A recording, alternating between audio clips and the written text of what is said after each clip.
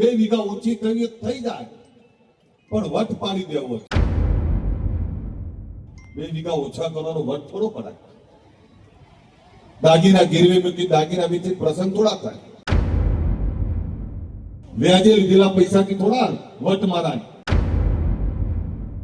લગ્નમાં 10 લાખ 25 લાખ 50 લાખ કે કરોડ રૂપિયા વાપરી જમીન જાગીરી વેચી હોય, વ્યાજે લીધા હોય, એ જ લગ્નમાં જે દીકરાને હાથીની પાલખી ઉપર તમે લગ્ન કરાયા, 1 વર્ષ પછી એ દીકરાના ગજવામાં 2000 રૂપિયા ના મળે ને ત્યારે એ દીકરો તમને માફ નહીં કરે. ઘણીવાર આપણે એવું કહેતા હોઈએ છીએ કે મારે દેખાડી દેવું છે, એવો પ્રસંગ કરવો છે કે બધા જોતા રહી જાય. પણ મારો સીધો સવાલ એ છે કે બધા જોતા રહી જાય, કોણ જોવે? મને સમજાવ, કોને બતાવું? ચાલો, જ્યારે સમૂહ લગ્ને સમાજમાં ખોટા ખર્ચા, ખોટા રીતિ રિવાજો એમાંથી બહાર કાઢી અને એક બચતના માધ્યમથી એક સંદેશો આપવાનું આ માધ્યમ છે. હું આપને વિનંતી કરવા આવ્યો છું કે ખોટા દેખાડા, ખોટા અહમમાંથી બહાર નીકળીએ, ખોટા ખર્ચા અને ખોટી એબોમાંથી બહાર નીકળીએ.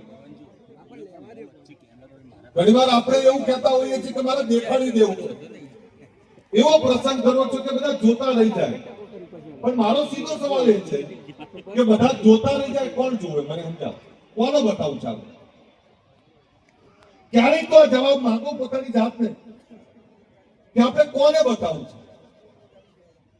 એક જે સમૃદ્ધ લોકો છે, જે સુખી છે, જે ડોક્ટર, એન્જિનિયર, આઈએસ, આઈપીએસ છે, જે ફેક્ટરીના માલિક છે, એમની જોડે તો સમય જ નથી તમે જે દેખાડવા માંગો છો.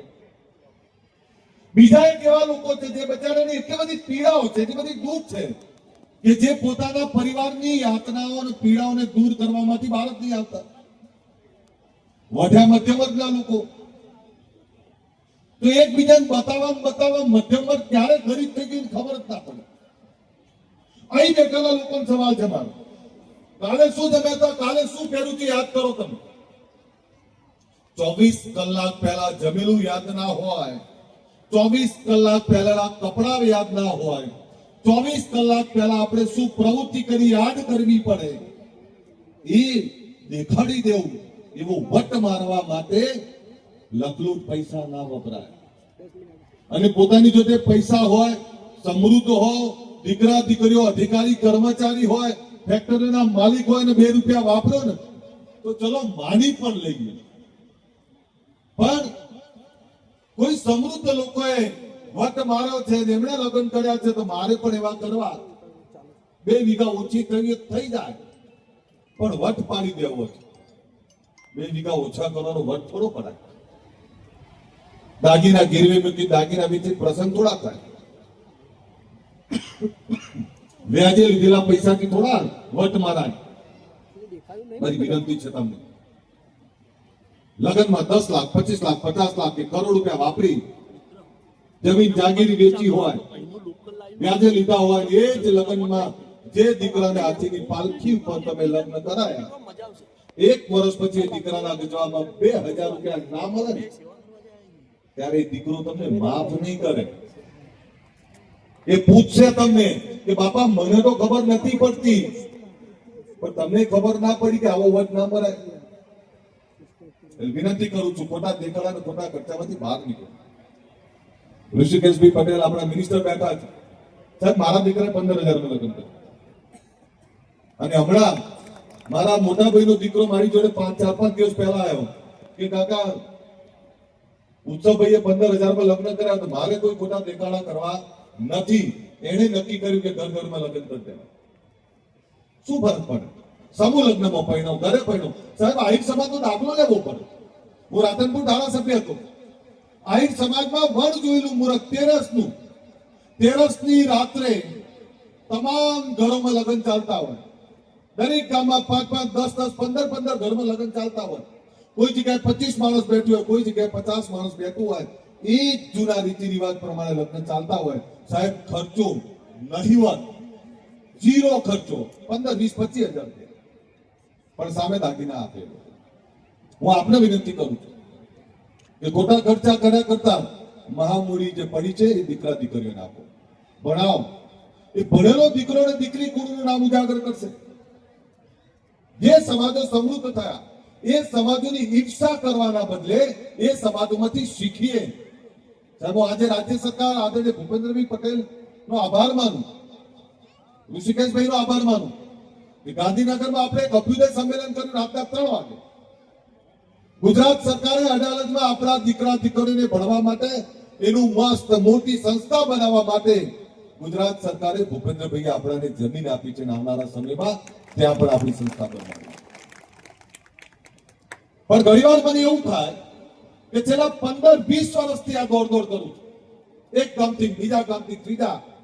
આ એક એવો સમાજ જે વેરવિખેર હતો અને કેવો સમાજ જેને દિશા આપવાની જરૂર હતી, શિક્ષણની, વ્યસન મુક્તિની, રોજગારની, એકતાની. એ દિશા આપતા આપતા થાકી ગયો. એટલા બધા ગામડાઓ ફર્યા ત્યારે આજે આખા ગુજરાતનો સમાજ એક છે. ગુજરાતના ખૂણે ખૂણે જ્યાં વસે છે ત્યાં તમામ જગ્યાએ ક્ષત્રિય ઠાકોર સેના છે. પરંતુ તેમ છતાં 1-2% લોકો એવા છે કે આ સમાજની એકતા જોવા નથી માંગતા, આ સમાજને શિક્ષિત સદભર જોવા નથી માંગતા, આ સમાજને સમૃદ્ધ જોવા નથી માંગતા. એવા લોકોથી ચેતવાની જરૂર છે. ઘણા લોકો એવું કે તમે એક કરવા આવ્યા, એક તો થઈ ગયો, હવે તમે તોડવાના પ્રયત્ન કરો છો. એવા લોકોને રોકવાની જરૂર છે. વર્ષો પછી આ સમાજ એક થઈ અને બીજા સમાજોની સાથે ભળતો થયો છે. નહીતર આપણે તો એક જ વાત કરી, કાઢો પેલી કાઢ ખેલી. તો મેં તો આગેવાન નહીં પૂછ્યું કે સાહેબ આ તલવાર કોના માટે કાઢી છે, મને કહો તો ખરા. દુનિયા અંતરિક્ષમાં પહોંચી ગઈ, લોકો શિક્ષણની ક્રાંતિ તરફ વધ્યા, લોકો ફેક્ટરીના માલિક થઈ ગયા. તમે હજુ તલવારોની જ વાત કરો છો. સમાજને સાચી દિશા આપવી પડે.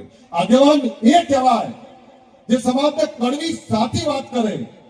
તમે ફેક્ટરીના માલિક થશો સાહેબ, આ વટ કહેવાશે. દીકરો દીકરી અધિકારી કર્મચારી કે ડોક્ટર એન્જિનિયર કે આઈએસ આઈપીએસ બનશે, આ વટ કહેવાય. બીજા સમાજોને ક્યાંક તમને જોઈને એવું કહેવાનું મન થાય, વાહ ઠાકોર ક્યાં બાત હે, આ વટ કહેવાય સાહેબ. અને એ જીવન જીવવું પડે. કટ્ટર લોકો અને એક તરફી લોકો થાકી જાય ત્યારે મારી વિનંતી છે, અધિકારી કર્મચારી બનાવો, ભણાવો, સારી ખેતી કરો, સારા ધંધા રોજગાર કરો. તમામ લોકો ખૂબ આગળ છે. ત્યારે આપને વિનંતી કરું છું કે દીકરા દીકરીને ભણાવો, ધંધા રોજગાર કરો અને સમાજની એકતામાં આ જ રીતે કામ કરતા રહો એવી આપ બધાને વિનંતી કરું છું. ફરીથી મારા લાલભાઈને હું અભિનંદન આપું કે લાલભાઈ તમે ખૂબ સુંદર આયોજન કર્યું છે. માં ભગવતીની પ્રાર્થના કરું કે તમને આથી વધારે સારું કામ કરવાની તાકાત આપે. સાહેબ, ઘણી વાર એવું થાય કે આ સમૂહ લગ્નનો ખર્ચો આપણે ₹1,00,000 હોય, વાત કરું ₹1,00,000 સમૂહ લગ્નનો ખર્ચો હોય ત્યારે મારા જેવો વચ્ચે ઉભો થઈને કે જોજો ઠાકોર જેવા ₹1 કોઈનો લેવા નહીં, લ્યો ₹1,000 મારા. પેલા 99,000 ક્યાંથી લાવે? કોઈ પણ પ્રસંગ, કોઈ પણ બાબત સર્વ સમાજ સાથે નહીં જોડાય તો થાકી જઈશું આપણે. સર્વ સમાજ જોડાય એટલે જ આવા પ્રસંગો થાય. મને ખબર છે કે લાલભાઈના પ્રસંગમાં એ પાટીદાર સમાજ હોય કે તમામ સમાજો લગલુક દાન કરે છે એટલે આપણા ખર્ચા કરી શકે, બાકી ના થાય.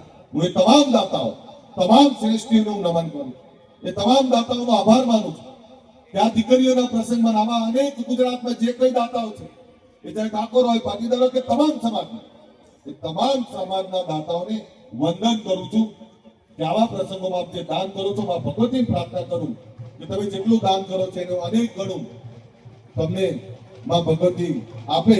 એ જ વિનંતી સાથે મારી વાત પૂરી કરું. અસ્તુ. જય હિન્દ, જય ગરવી ગુજરાત.